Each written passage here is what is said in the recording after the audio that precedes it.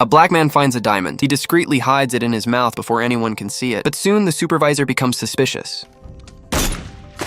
This is Africa, where human life is cheap, but diamonds are priceless. Meanwhile, another man finds something in the ground. He removes the soil and discovers a huge pink diamond. He immediately realizes its immense value. The thought terrifies him, and he breaks into a cold sweat. He slowly scans the area, thinking of how to hide it for himself. But many people are nearby, watching every movement. Suddenly, a splash of water causes a commotion. This brief distraction gives the man a chance. He bends down, takes the diamond in his hands, and holds it tightly. Then he tells the chief, "Kapu, I need to go to the restroom. I need to go right now." He takes the diamond to a secluded spot, but suddenly a supervisor stops him.